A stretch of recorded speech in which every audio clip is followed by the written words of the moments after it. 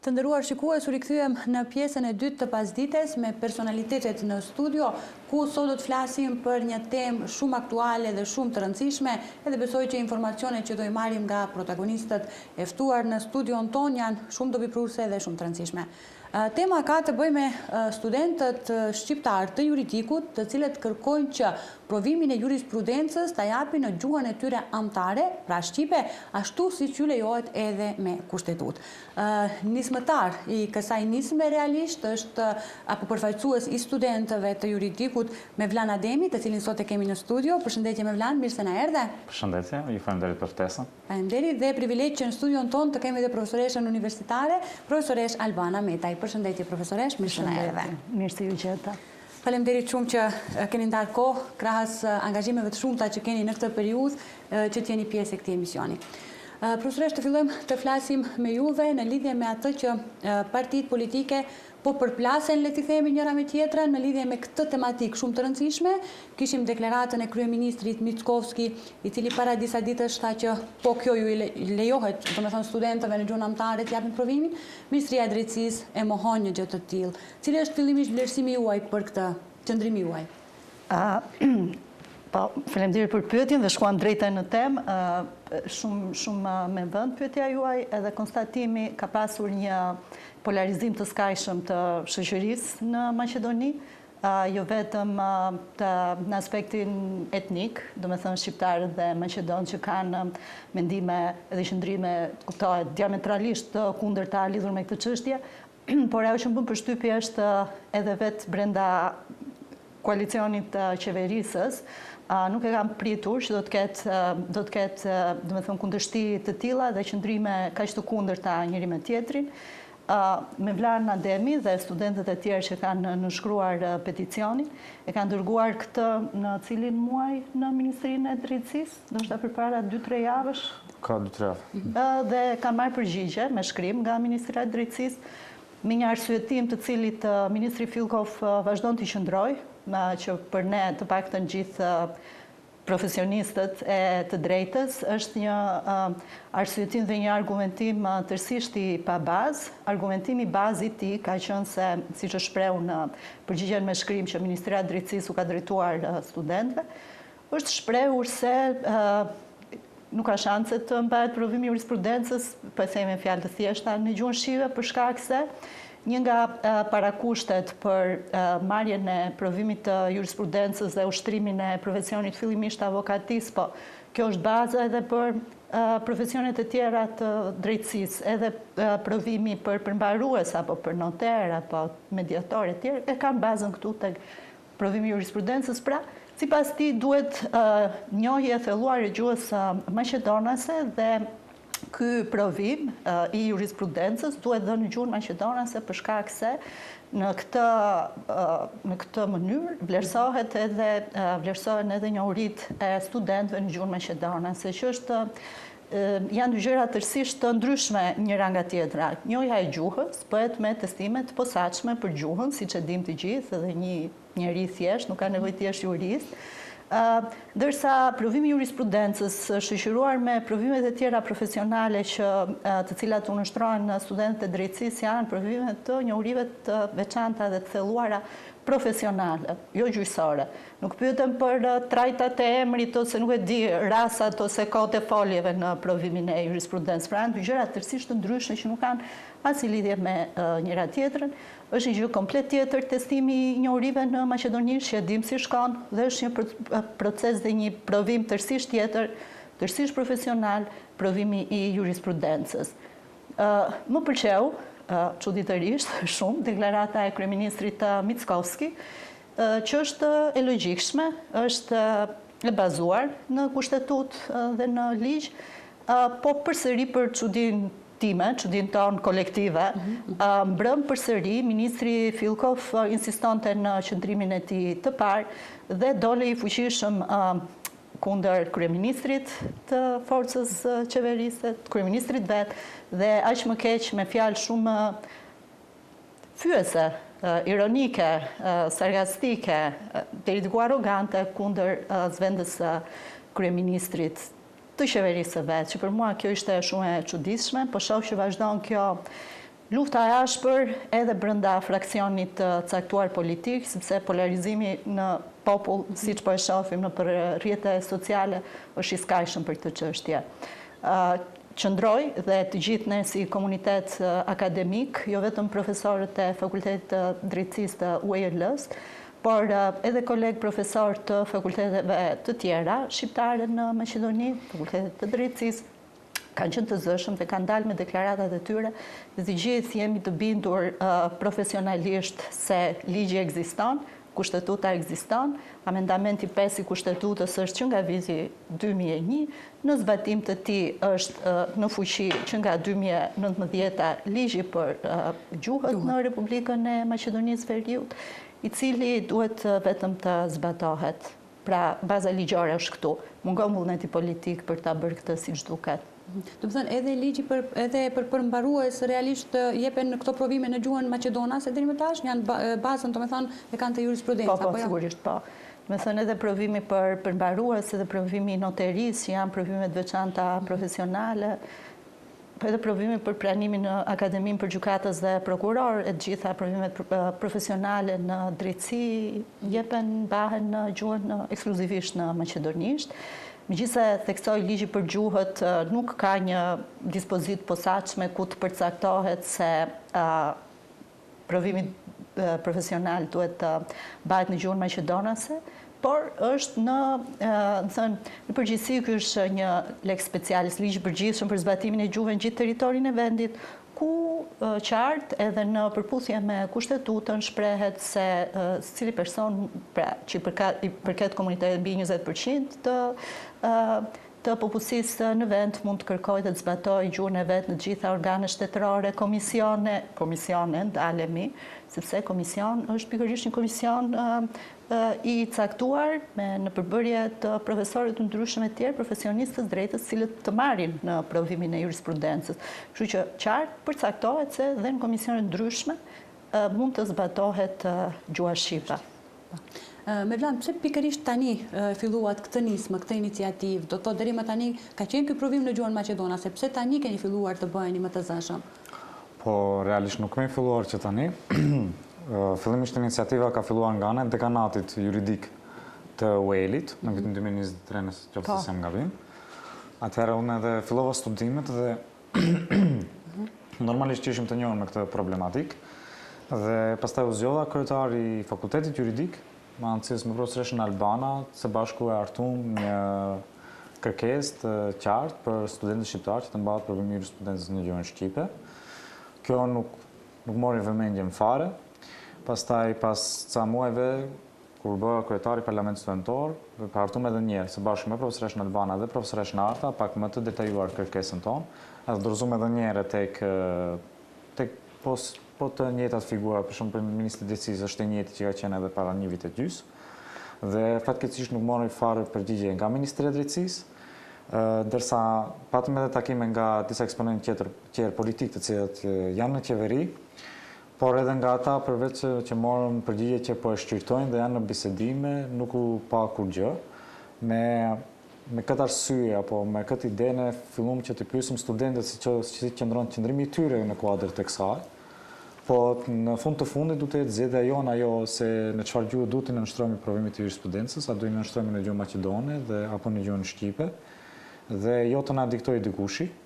Edhe me këtë ide ne filluam të mbledhim nënshkrime, peticionin, dhe këtë të njëjtin e dorëzuam atje dhe fatmirësisht në fund morëm një përgjigje që ishte negative. Realisht nuk e pritshim këtë përgjigje, pasi që ligji për provimin e jurisprudencës nuk ka dispozite që parashë se në çfarë gjuhë duhet të mbahet provimi dhe në mënyrë shumë të lehtë Ministri i Drejtësisë ka mund të reagojë edhe na plotësoj këtë kërkesën tonë.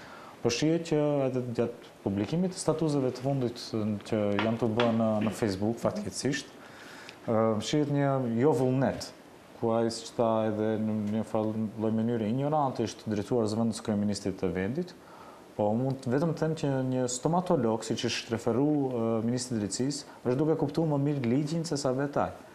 Domethënë nuk duhet të jesh jurist, po të kuptosh që kushtetuta mbron kërkesën tonë, që ligji për përdorimin e gjuhëve në mënyrë lex specifike siç tha edhe profesori Albana vepron në mënyrë paraprakët, domethënë ai kushtozon ato që do veprojnë në atë mënyrë.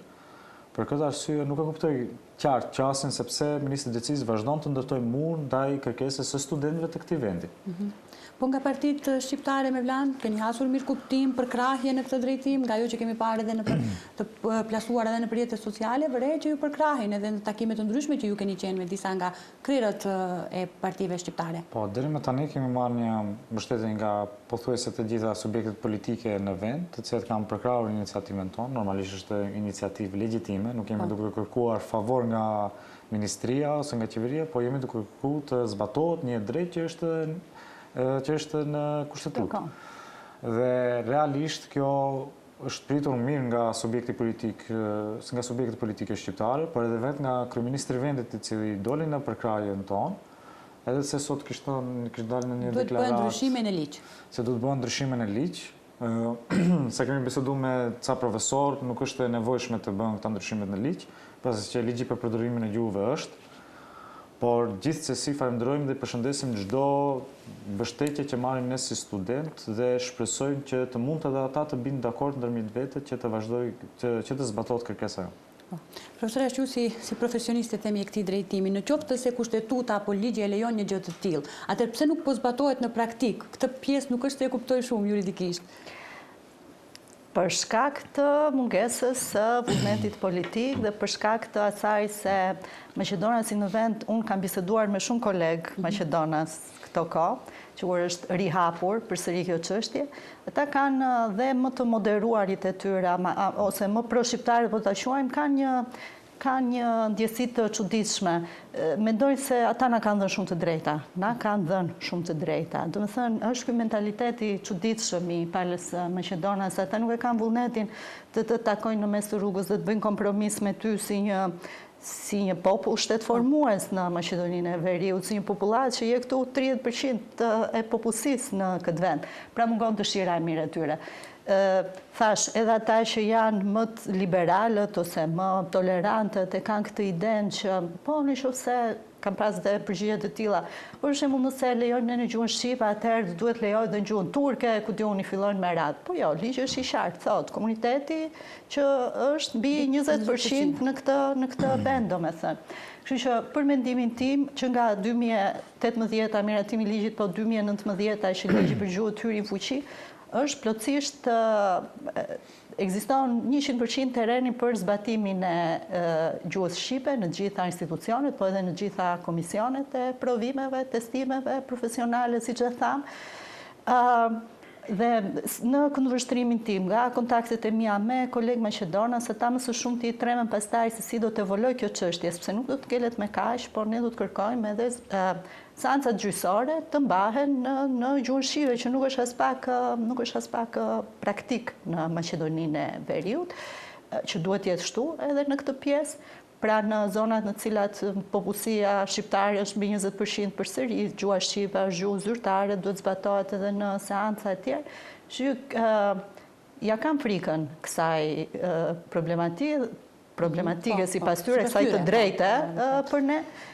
I tremben kësaj me atë idenë e tyre që po bëjmë shumë lëshime, po u japim shumë të drejta e tjerë. Do të thënë, kjo është ideja dhe unë e shoh dhe nuk më pëlqen as pak kjo retorika kaq nacionaliste dhe kaq e egër që shoh në rrjetet sociale, me një gjuhë urrëtie të jashtëzakonshme në këtë temë, është përçarë në mas të papar në këto vite në komunitetin shqiptar Maqedonas. Më duhet sigur jemi kthyer në bazë në vitet 90, unë nuk kam qenë në Maqedoni, po është një retorikë aq e egër sa është e frikshme ta shikosh. Nuk duan të bëjnë lëshime, tremben për atë se deri ku do të shkojë kjo çështje. Në fakt, për krahje kemi hasur edhe nga ambasadori shqiptar në Maqedoninë e Veriut, Zoti Mejdani, i cili doli dhe me moton e tij në rrjetet sociale, po ashtu edhe nga ministrja e punëve të jashtme dhe për Europë, Spiro Pali. Si vlerësoni realisht këto përkrahje? Shumë pozitive.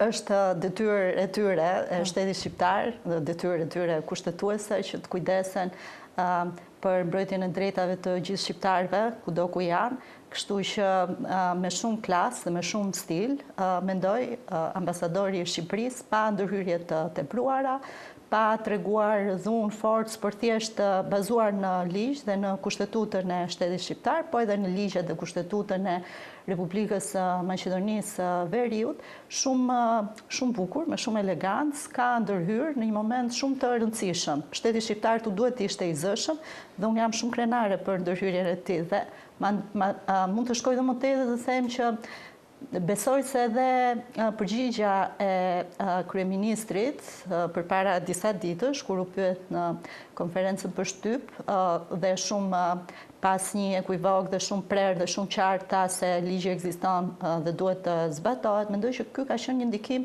edhe i ndërhyrjes të butë në thonjza të shtetit shqiptar. Mirlan, çfarë mendoni për hapat më tutje, në qoftë se nuk arrihet të realizohet kjo nismë të cilën ju e keni ndërmarrë, si do të vazhdojë? Po deri më tani gjithë subjektet politike kanë dalë dhe kanë garantuar që do e bëjnë, po normalisht ne kemi qenë kur e kemi nisë të iniciativë, kanë kaluar 2 gjenerata të juristëve të cilat i nënshtrohen ende problemit të jurisprudencës në gjuhën maqedone dhe nuk do lejojmë që të kalojë edhe gjenerata 3. E tretë, për këtë arsye do jashtë takimeve të cilat do zhvillojmë me liderët politik dhe hapat që i propozojnë ata, normalisht që ne do ndërmarrim edhe hapa vetanake si student të këtij vendit. Kemi lënë takim me Odën e Lartë OSCE-s në Shkup dhe jemi duke shqyrtuar mundësi për të shkuar tek Këshilli Evropian në Strasburg. Dhe jashtë kësaj nuk kemi duke lënë jashtë mundësinë për protesta para Ministrisë Drejtësisë apo para kuvendit, ku do mund të ngrim zërin edhe në mënyrë më të madhe. Thash, siç tha edhe profesor Esha, do kisha dashur të shoh më shumë përkraje nga ana e kolegëve maqedonë të cilët i kemi në fakultet, edhe të paktën nga ato të juridikut të cilët e dinë dhe e kuptojnë shumë mirë ligjin. Po kur Ministri i Drejtësisë nuk e zbaton ligjin, çka do të presim nga një qytetar i thjeshtë i vendit? Keni bashkëpunim me studentët e tjerë, për shembull jashtë universiteteve të Tetovës, me studentët e Shkupit? Kryesisht bashkëpunimi kryesor është mes Universitetit të Tetovës, Universitetit Nën Tereza dhe UEL-s, kryesisht nga fakultetet të drejtësisë, ku edhe ligjëratat janë në gjuhën shqipe dhe për këtë arsye edhe ne kemi nisë, sepse është shumë vështirë të mësosh terminologjinë juridike në gjuhën shqipe dhe pastaj të nështrohesh provimit që t'i hap dyert në karrierën tënde profesionale në gjuhën maqedone. Dhe shpresojmë që kjo kërkesa jonë të arrijë ndonjë jo kompromis, po të zbatohet ligji ashtu siç duhet. Profesor, do vazhdoni të përkrahni studentët në nismat e radhës që do t'i ndërmarrin në qoftë se nuk arrim që ta realizojmë atë që kërkojnë studentët? Sigurisht që po unë në fillim kam qenë pak skeptike, po sa vjen po jam më shpresplot se kjo do të ketë rezultat. Janë trazuar shumë ujëra këto kohë. Një kuriozitet për ju, iniciativa ka festuar 3 vjetorin dje në 9 shkurt, 2023-shit ka filluar për herë të parë, se pyetet me Vlanin që si pse ka vonë. Pra, ke bërë 3 vjet. Ke bërë 3 vjet dhe një ditë që nga fillimi i kësaj pune, ka iniciuar nga dekani profesor Adnan Jashari, ose kohë i Fakultetit Juridik, bashkë me mua si dekanat i fakultetit, pastaj e mori me Vlanin iniciativën dhe po e shtyn shumë mirë dhe me modestinë e tij karakteristike në fillim ka thënë që nuk e ka pritur që do bëhet kaq e madhe. Dhe shumë mirë që i është dhënë kaq zë dhe kjo na bën të shpresojmë se do të ketë epilog pozitiv. Sigurisht që do të jemi me studentët, kemi qenë që nga fillimi dhe do të jemi përkrahas. Në protesta me ne. Patjetër. Në protesta aty. Në protesta studentët para, shoqëria civile në anë të majt dhe në anë të gjatë akademike. Patjetër do t'i mbështesim. Ne krenohemi shumë me këta studentë kaq të zëshëm edhe kaq aktiv edhe me shpirt revolucionar, si ata të një herë një kohë.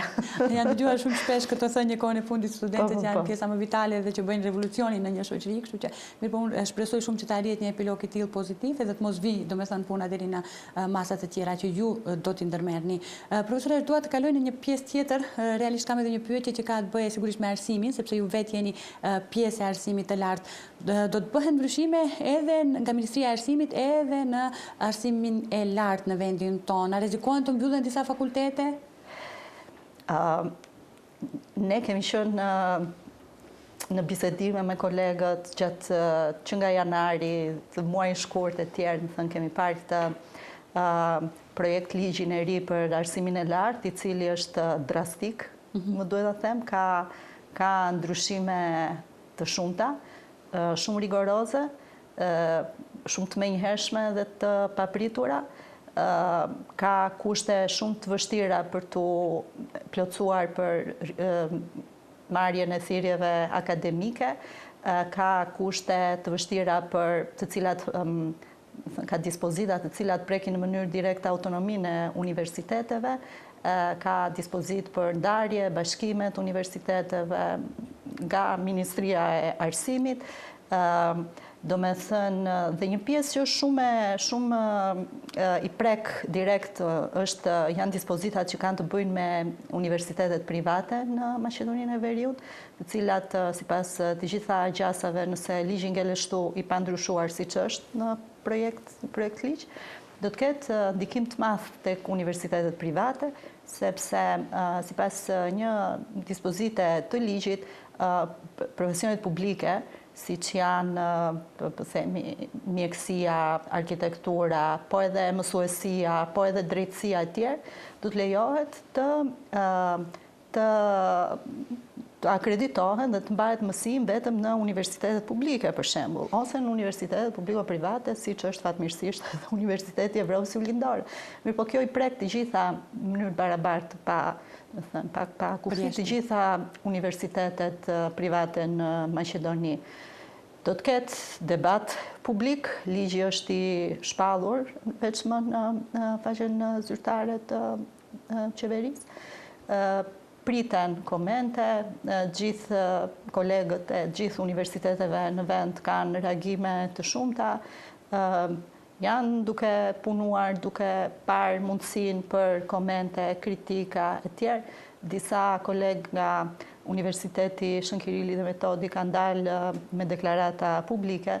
Mirë po, tani për tani, kjo diskutimi nuk është kaq i zëshëm për ndryshimet në ligjin për arsimin e lartë. Është më tepër i brendshëm, brenda universiteteve.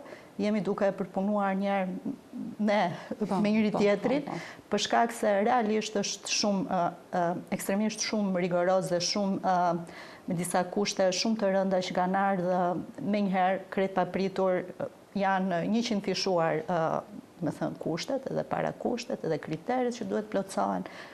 Pra ka qenë menjëhershëm dhe i papritur ligji, ndryshimet që synon të sjellë Ministria e Arsimit. Në arsimin e lartë.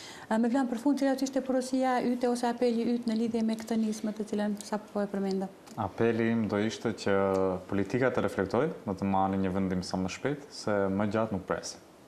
Profesoresh, për ju, mesazhi për në fund?